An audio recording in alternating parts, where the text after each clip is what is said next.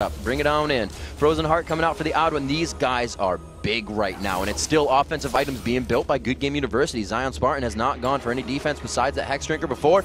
Odd one putting down the Cho'Gath dance on the way in. He takes the Nason hold to the face there, and it looks like they're still going to fight this. Nintendude once again gets the ball. He gets chopped down by the odd one. No chance there. Mashme is trying to run them out of the base. He says, follow me, not the Nexus, but it looks too good for TSM right now. This is going to be it for TSM. I think we have our champions. There it is, TSM in Game 5. Looks to be your North American LCS Spring champions. They take down the Nexus and the title.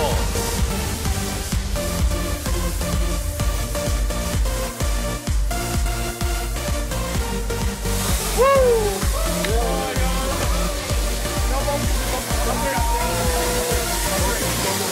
One, two, three, focus! Yay! Yay! Yay!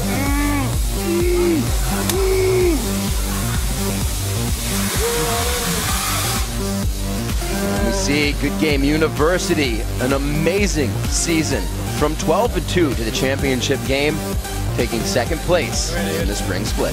Quite a run. They took TSM to all 5 games, and the young team they are, 4 of them are 18 years old. I think Jinte is the oldest one of their team at 20. So much ahead of them. I mean, they're a legitimate threat in the next split of the LCS to make it to the World Finals. The double roster change coming into the season as well. They've had so much trouble this year just getting their roster down. They started the year with Shifter. They tried Fat at one point in the top lane. That didn't work out. They brought in Jinte. Then Bloodwater left. They had to bring in a new support in Daydreamin'. And at the end, they're the second place team in the LCS and took TSM to the limit. An amazing high-octane ride that they gave us as well. Up and down every game. They didn't let TSM take 2 in a row. And it was an absolutely amazing 5-game series. Yeah.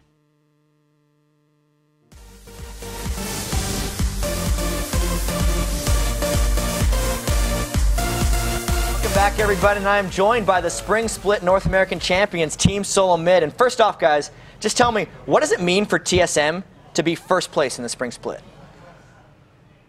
Oh, words cannot describe right now. We're so excited, mainly because like it's been a huge roller coaster for us. Because season 2 we dominated, and there was no contestants, and now RIOT has done so much with LCS. I mean, it's not just one team. It's not TSM. It's not CLG. It's not DIG. It's 8 teams. There's no more bottom 4 team. The NA scene is getting a lot more competitive, and I really like that. And I think that it's going to take time, but we can compete internationally on an even footing eventually. And I'm extremely excited that it's expanded beyond just 3 or 4 teams. You know, it's amazing, and I'm really happy. Yeah. Everything's back to normal. Everything's back to normal. As the Game Crim's intro says, you're reaching your rightful place as the first place team in North America, as you guys like to say. And Wild Turtle, how does it feel being on TSM, new to the competitive scene, first place? It feels great. Awesome stuff. Odd one, the General. You kept going back to Cho'Gath again and again. Why did you decide to default back to that champion at the end of the season? A lot of the champions I played were nerfed or were picked by the enemy team or banned, so I just saw Cho'Gath was just a really good pick at this current stage in the season because the new Ancient Golem changes. Like I prefer Nautilus, but I didn't play him enough, so I didn't pick him. But like it was between Nasus, Cho, and like Jarvan's slowly phasing out. I think he's just really fragile. There's also Nocturne, but he's only in certain comps, so I just devoted back to Cho'Gath. And I mean, you guys obviously came so far from the 3rd place at the start of the season to really domination near the end of it. What was the biggest thing for you guys that allowed you to retake your spot as #1? I feel like we were a lot more focused after picking up Wild Turtle, and the team was a lot more serious. I spent a lot of time coming out of the comps and looking at Asian scenes and just coming out of the comps. We prep a lot more. I think the biggest thing about our team is we prep a lot more. Like before every single match, I would set the guys down, be like, hey guys, everyone sit down. What should we ban? What should we pick? Yeah. And we're always going in with the game plan. Before this, we just came, we just played. It wasn't as serious, and we're taking it a lot more serious because every single team is trying to get that first place spot. And it's just not 1 or 2 teams being competitive. It's 8 teams like working their asses off for that spot. And we're doing it too. We're working really hard. We're preparing for every match, and we're not underestimating any team. Like, we would joke and say, hey, GG, congrats on second place before our finals, but we really didn't underestimate any team. We knew that was going to be a hard match, and we came in and we conquered.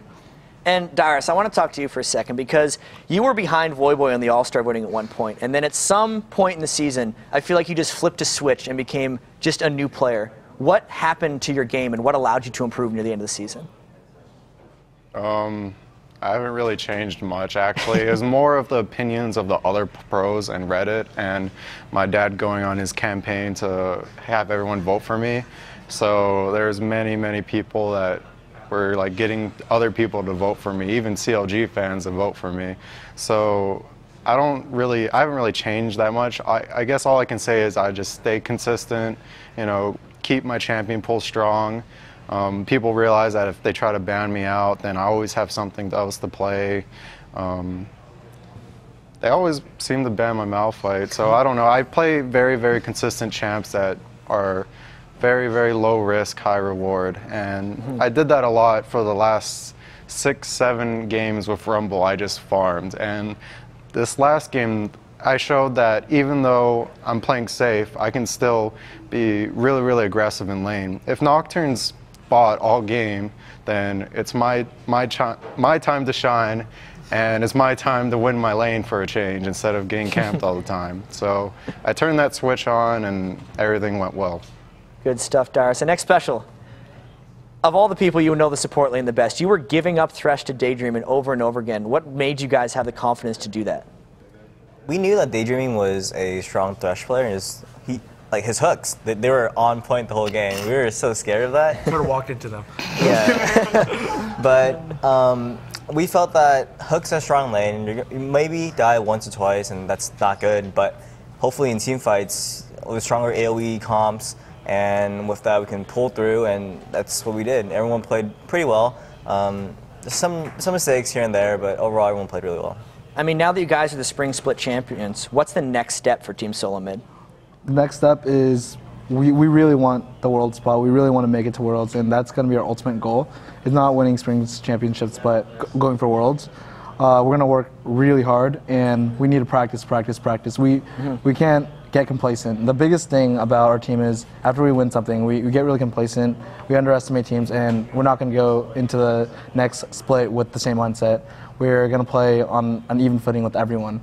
I think the toughest hurdle for us is just making the world spot. Like, I really want to go to Worlds.